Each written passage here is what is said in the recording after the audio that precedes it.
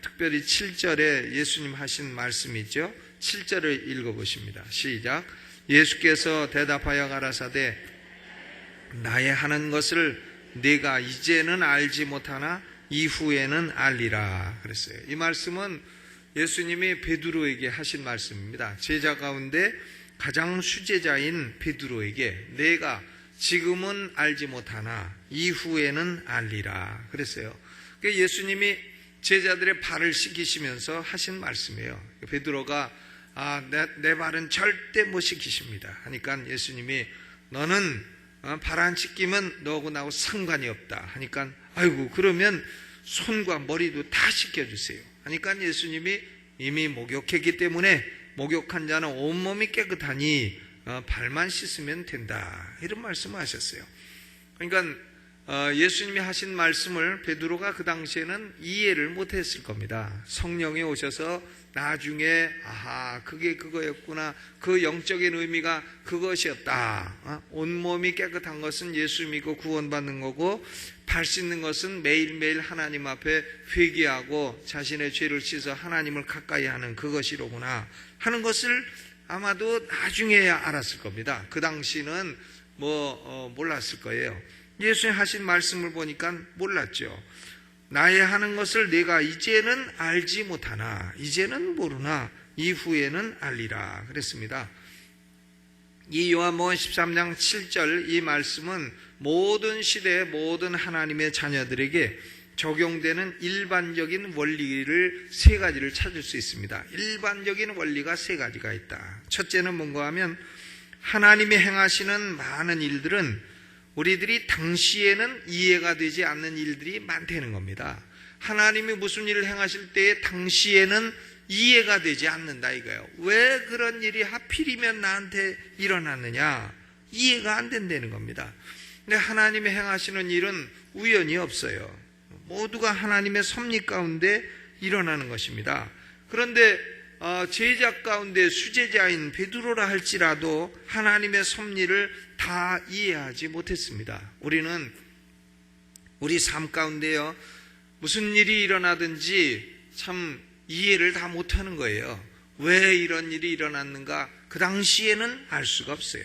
우리가 이해하지 못하는 원인은 세 가지가 있습니다. 첫째로는 우리의 이해력이 제한되어 있기 때문에 그래요. 우리가 이해할 수 있는 것은 별로 없습니다.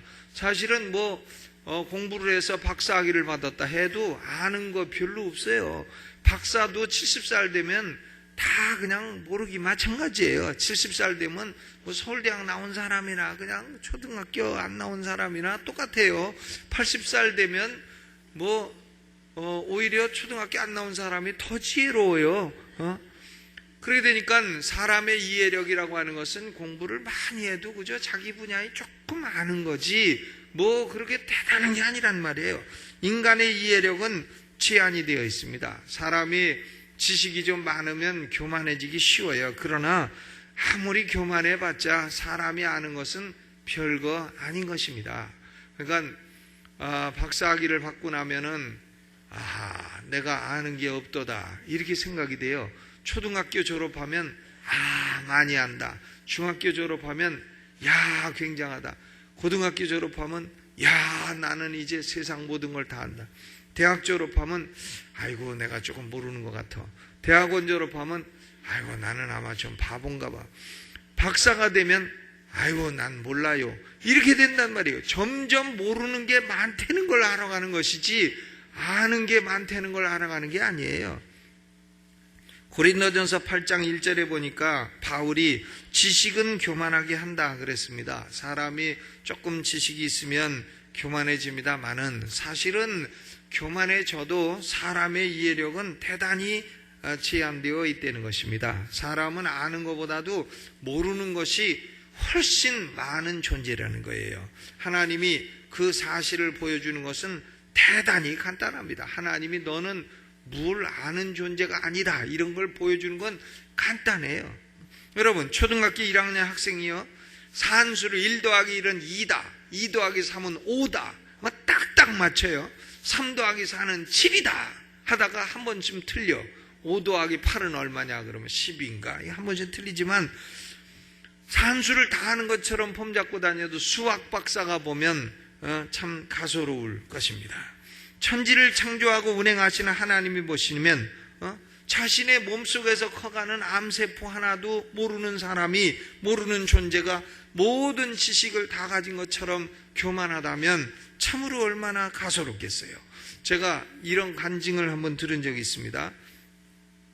한 젊은 스님이 시주를 다니는 겁니다. 시주를 다니다가 어떤 사람이 기독교인인지 그 쌀은 없고 이거 나가서 읽어보시오 하고서는 성경을 하나 줬대요. 성경. 그러니까 기두원 협회에서 발행하는 그 성경. 그것을 시주 바구니에 받아갖고 와서 산속에 들어가가지고 심심한 시간에 바위에 가서 앉아가지고 성경을 읽었다는 겁니다. 성경을 읽다 보니까 하나님이 살아계시고 이런 게 쭉 있는 거예요. 천지를 창조하시고. 그러니까 이 스님이 하나님, 만일 천지를 창조하신 하나님이 살아계시다면 나한테 좀 보여주세요. 이렇게 기도를 하고 잠이 들었다는 겁니다. 그런데 꿈속에서 하나님의 음성을 들은 거예요. 야, 너는 내 등 뒤에 지금 기어오르는 뱀도 안 보이는 주제에 나를 보이라 하느냐? 그래가지고 깜짝 놀라서 깨보니까는 바로 자기 등 뒤에서 바위로 뱀이 큰 게 기어 올라오고 있더라는 겁니다. 그래서 그 사람이 법복을 벗고 그리스도인이 되고 목사가 됐다는 그런 간증을 들은 적이 있습니다. 그러니까 우리는 자기 등 뒤에 기어오르는 뱀도 못 보는 주제에 하나님을 보이라 하면 하나님이 보여주시면 하나님인 줄 아느냐 이거예요. 이해력이 그만큼 제한되어 있다는 겁니다. 우리는 유한한 피조물에 불과해요. 내일 일도 알지 못하는 존재인 것입니다. 내일 일 아는 분 계세요? 모릅니다. 오늘 보니까 날이 흐려갖고 내일 비가 올지 눈이 올지, 눈이 왔으면 좋겠는데 날이 따뜻해갖고 비가 올 것 같아요. 그런데 비가 올지 눈이 올지도 우리는 모르는 존재입니다. 모든 것을 알고 모든 해답을 내가 다 갖고 있고 내가 아는 것은 100% 다 틀림없다 라고 생각하는 사람이 있다면 그는 아마 바보일 것에 틀림이 없습니다. 그러니까 바보나 그렇게 생각하지, 제대로 된 사람은 그렇게 생각할 수가 없다는 거예요. 욥기 38장 2절로 4절에 하나님이 욥에게 물으셨습니다. 무지한 말로 이치를 어둡게 하는 자가 누구냐? 너는 대장부처럼 허리를 묶고 내가 네게 묻는 것을 대답할지니라. 내가 땅에 기초를 놓을 때에 네가 어디 있었느냐? 네가 깨달아 알았거든 말할지니라. 하나님이여 욥한테 내가 땅에 기초를 놓을 때 너는 어디 있었냐? 내가 땅에 기초를 어떻게 놓았는지 네가 아느냐? 하니까 욥기 42장 3절에 욥이 고백을 합니다. 내가 스스로 깨달을 수 없는 일을 말하였고 스스로 알 수 없고 헤아리기 어려운 일을 말하였나이다. 하나님, 내가 이해력이 부족하고 모르는 게 많은 존재라는 것을 이제야 깨달았습니다. 하나님, 나는 무식한 존재입니다 라고 욥이 고백을 했습니다. 여러분, 우리는 우리 삶에 지금 일어난 일이 왜 일어나는지 다 이해 못해요. 이해할 수 있는 사람 아무도 없습니다. 왜냐하면 첫째로 우리의 이해력이 그만큼 제한되어 있기 때문에 그렇습니다. 둘째로는 하나님의 행하는 일은 대단히 신비롭기 때문에 그렇습니다. 하나님의 일은 신비로운 일이에요. 이사야 55장 8절로 9절 유명한 말씀이죠. 여호와의 말씀에 내 생각은 너희 생각과 다르며 내 길은 너희 길과 달라서 하늘이 땅보다 높음같이 내 길은 너희 길보다 높으며 내 생각은 너희 생각보다 높으니라. 여러분, 사람의 생각이 아무리 높아도 하나님 꼴찌 생각보다 훨씬 모자라다는 거예요. 그러니까 하나님의 생각이 그만큼 높고 하나님의 길은 그만큼 신비롭다는 것입니다. 하나님이 사람을 택하시는 것도 대단히 신비로워요. 이해할 수 없습니다. 사무엘상 16장에 보면 사무엘이요 하나님의 인도를 받아서 이새의 아들 베들레헴에 가서 이새의 아들 가운데 사울 왕의 후계자가 될 사람을 택하라. 그러니까 사무엘이 옵니다. 이새가 물어봐요. 무슨 일로 오시나이까? 평안한 일로 오시나이까 하니까 평안한 일로 온다. 하나님이 내 아들들 가운데 사울 왕의 후계자를 지금 세우라고 하신다. 내 아들들 가운데 하나를 기름 부어서 왕으로 세우라고 하신다. 그러니까 아들 중에 잘생긴 아들 있으면 다 나와봐라. 장남부터 나오는데 키도 크고 뭐 잘생겨서 훤칠하게. 그러니까 하나님이 저건 아니니라. 사람은 외모를 보거니와 나 여호와는 중심을 보느니라. 저 인간은 중심이 삐뚤어졌느니라. 그게 저건 아니니라. 둘째도 나오는데 뭐 아주 잘생겼어요.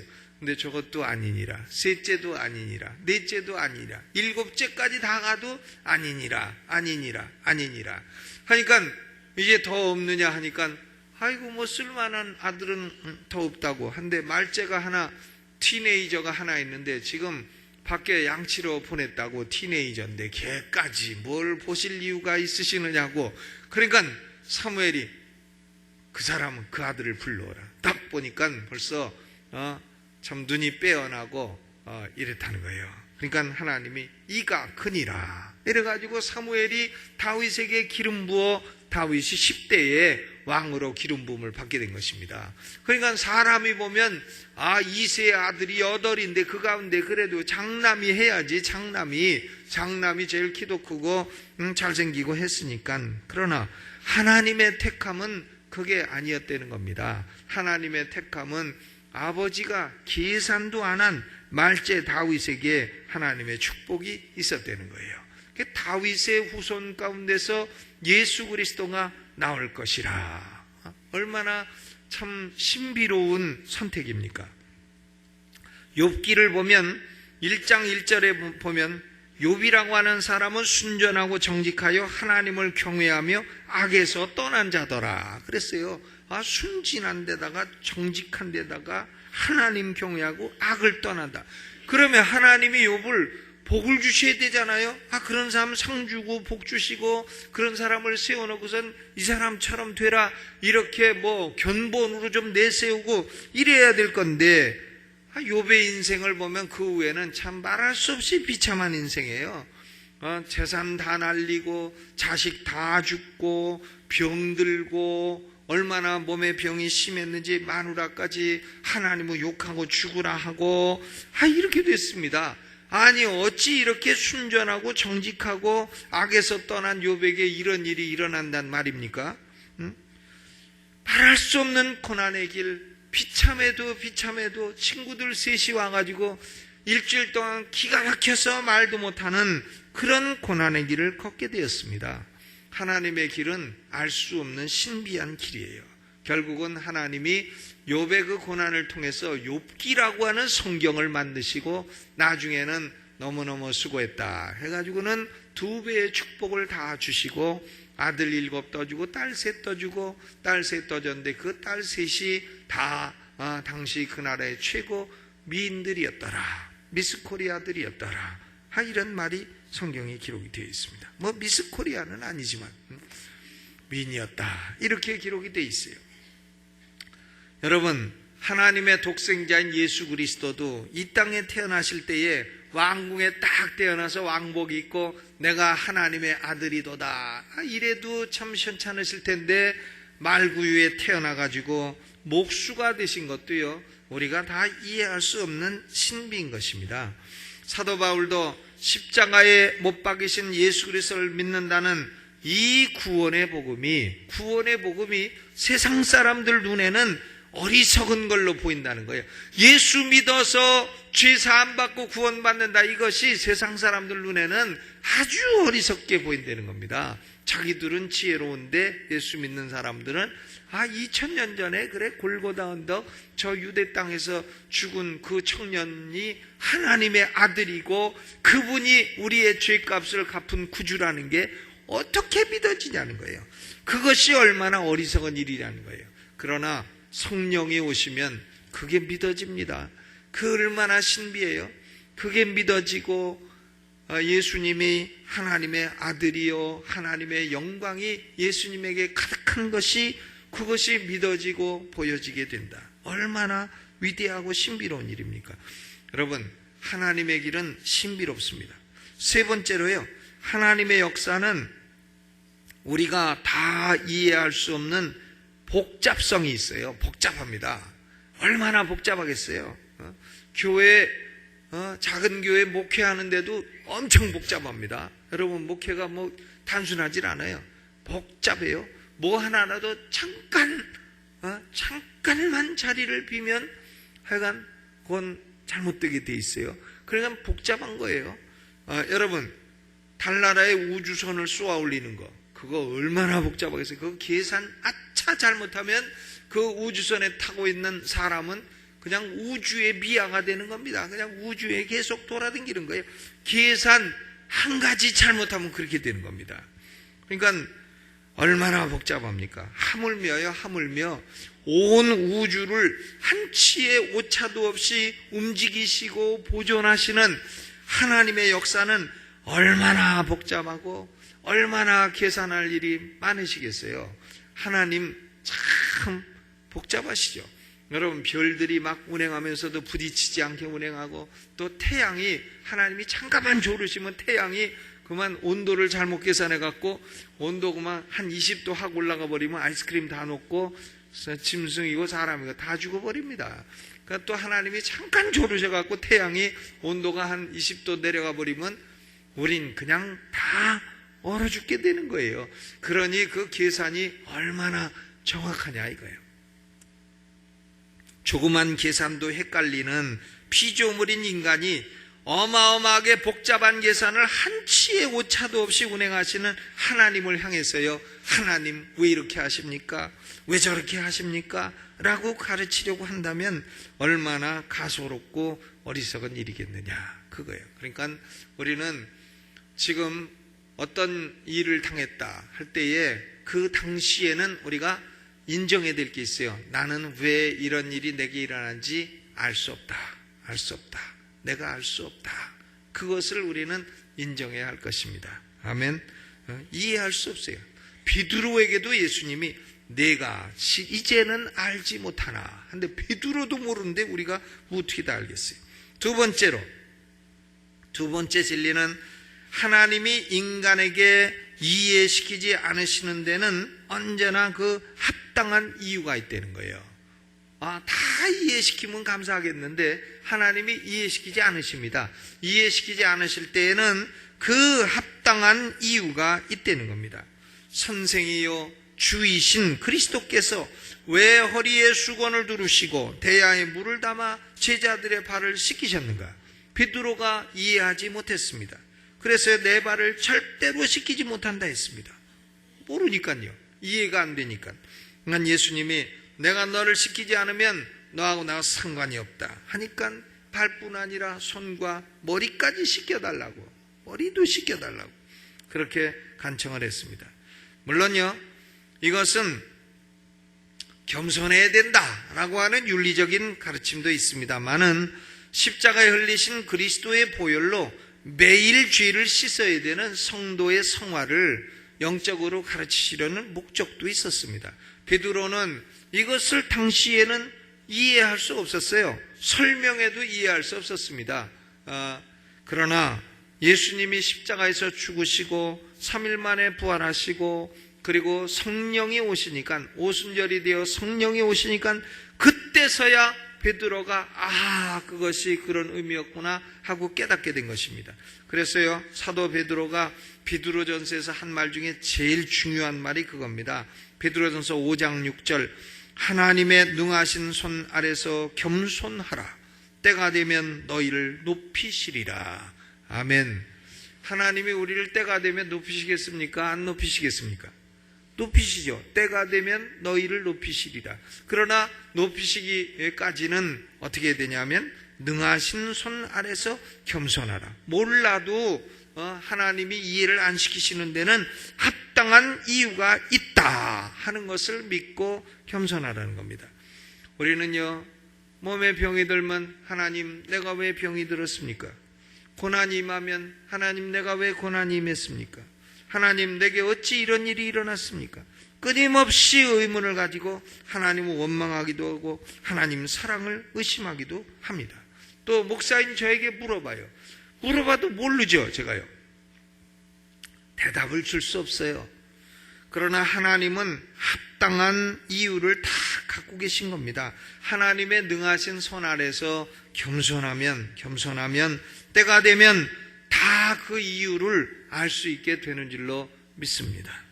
에베소서 3장 11절을 보면 곧 영원부터 우리 주 그리스도 예수 안에서 예정하신 뜻대로 하신 것이라 그랬어요.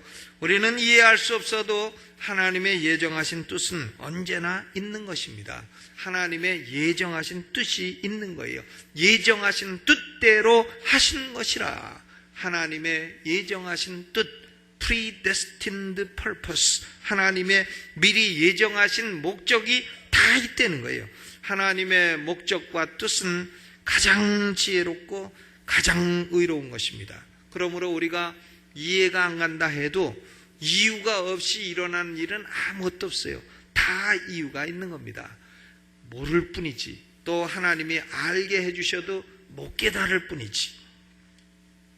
그런데요, 세 번째 진리가 있습니다. 세 번째는 뭔가 하면 언젠가는 우리가 모두 다 이해할 수 있는 날이 오게 될 거다. 언젠가는 다 알게 될 날이 올 것이다. 아이고, 그때 왜 하나님이 내 남편을 데려가셨는가?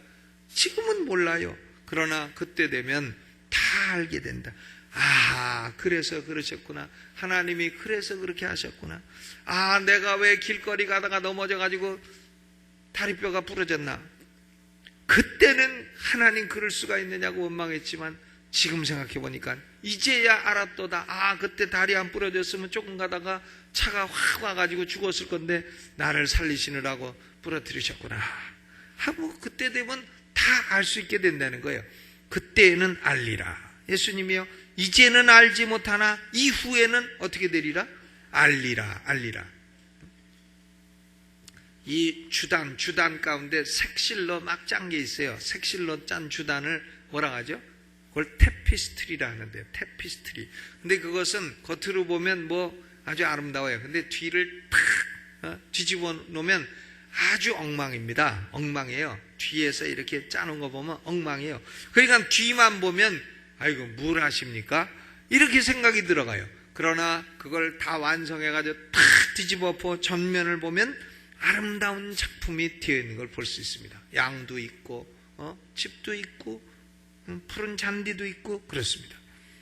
바울이 이 위대한 진리를 이렇게 표현했습니다. 고린도전서 13장 12절에 우리가 이제는 거울로 보는 것 같이 희미하나 그때에는 얼굴과 얼굴을 대하여 볼 것이요 이제는 내가 부분적으로 아나 그때는 주께서 나를 아신 것 같이 내가 온전히 알리라. 여러분, 지금 이해 안 가도 온전히 다 알게 될 날이 올 줄로 믿으시기를 주님의 이름으로 축원합니다. 그러므로요, 이 요한복음 13장 7절의 말씀을 우리의 삶에 적용을 해야 돼요. 세 가지로 적용해 볼 수 있습니다. 첫째로는 우리는 하나님이 행하신 일에 대해서 불평하는 일을 그쳐야 됩니다. 불평하지 말아야 돼요. 불평하지 말아요. 불평한다는 것은 하나님 이 일을 왜 그런 식으로 하십니까? 나 같으면 더 잘할 수 있는데, 이런 말이에요. 하나님이 향해서 꾸짖는 말이고 하나님이 향해서 그것은 교만한 말인 것입니다. 그러니까 우리는 하나님이 내게 어떤 일을 행하시더라도 이해할 수 없고 알 수 없고 하나님이 설명해 주셔도 깨달을 수 없고 그러나 언젠가는 다 알게 되니까 불평하지 말고 마음속에 쓴 뿌리를 내지 말고 하나님이 행하시는 일에는 언제나 어떻게 해야 된다고요? 범사에 감사해야 됩니다. 범사에. 코리텐 붐이라는 사람이 코리텐 붐, 그 유대인 포로 수용소에서 고생을 하다가 이제 살아난 사람인데 코리텐 붐이 한 번은 그 유대인 수용소에서 예수 믿는 사람들끼리 성경 공부를 했대요. 근데 성경 공부 때문에 성경 공부를 하는데 벼룩이 얼마나 많은지 하나님께 다 벼룩 많다고 막 불평했다는 겁니다. 그런데 희한한 일이 벌어졌대요. 벼룩이 막 벽에 많고 하니까는 독일 군인이 검문을 안 오더래. 검문을 안 와가지고 그래서 벼룩 많은 데서 마음껏 벼룩아 오늘 회식은 조금만 하니라 이러고서는 마음껏 공부를 할 수 있었다는 겁니다. 그래서 맨 처음에 그 성경 공부 인도하는 사람이 우리가 범사에 감사하자고 했으니 벼룩에 대해서 감사합시다 하니까 코리텐붐이 아니 벼룩이 뭐가 감사하냐고 막 불평했는데 나중에 보니까 벼룩 때문에 독일군이 오지를 않더래. 그 캠프는 벼룩 때문에. 그래서 나중에야 코리텐붐도 깨달았다는 거야. 아하, 하나님은 벼룩도 쓰셔서 빈대 참 빈대. 요새는 빈대 그런 거 못 봐요. 난 빈대 보고 싶으네. 빈대가요, 우리 어려서는 많았어요. 그게 빈대는 죽지도 않는 것 같아. 이 책갈피 속에 빈대가 다 말라붙은 게 가끔 하다 보면 그 속에 들어가 있어요. 그럼 그걸 갖다가 몸에다 얹으면 도로 살아나네. 그럼 빈대가. 그래가지고 통통해지고 피 빨아먹고 통통해집니다. 그리고 다시 살아나고 빨아먹은 데는 엄청나게 가렵고. 그러니 이 빈대도 하나님이 쓰신다는 겁니다. 빈대도. 그러니까 우리는 빈대도 감사하는 우리가 되시기를 주님의 이름으로 축원합니다. 무슨 일이든지 불평하지 말라는 거예요. 불평도 습관됩니다. 자꾸 투덜 이러고 다니면 입도 이렇게 나와요. 이렇게 나와요. 투덜. 이렇게 되면, 이제 노년기가 되면요. 더 투덜거려. 투덜. 이렇게 되면은, 자식한테도 밥도 못 얻어먹어요. 그러니까, 불평하는 일을 그치고, 감사해야 됩니다. 뭐든지. 모르지만 감사합니다. 모르지만 감사해. 범사에 감사하라고 그렇게 돼 있잖아요. 두 번째로, 하나님이 우리 생애에 하시는 일에 대해서 하나님을 신뢰해야 됩니다. 내가 어려운 일을 당했다. 그래도 하나님이 나중에 좋은 일로 바꿔주시리라. 이렇게 신뢰를 해야 됩니다. 신뢰. 하나님은 목자가 되시고 우리를 양처럼 인도하고 계신다. 그러니까 하나님을 신뢰하고 그 안에서 평안함을 누리시기를 바랍니다. 그리고 세 번째로 우리는 모든 상황에서도 기뻐하면서 살아야 돼요. 기뻐하면서. 왜? 하나님의 선한 뜻이 우리를 지배하고 인도하시기 때문에 어떤 상황에서도 기뻐하며 살자. 하나님이 목자가 되어 우리를 인도하시기 때문인 것입니다. 그러므로 예수님이 베드로에게 하신 말씀, 내가 이제는 알지 못하나 나중에는 이후에는 어떻게 알리라. 우리가 지금 이 땅에서 다 이해 못해요. 근데 죽어서 천국 가서 예수님 얼굴을 딱 뵈면 그때는 뭐 다 알게 된다는 거예요. 그때는 다 알게 된다는 겁니다. 그러니까 그때가 올 때까지 우리는 범사에 감사하고 항상 기뻐하고 쉬지 말고 기도하고 언제나 하나님을 신뢰하며 살아가는 성도들 되시기를 주님의 이름으로 축원합니다. 준비하신 예물 있으시죠?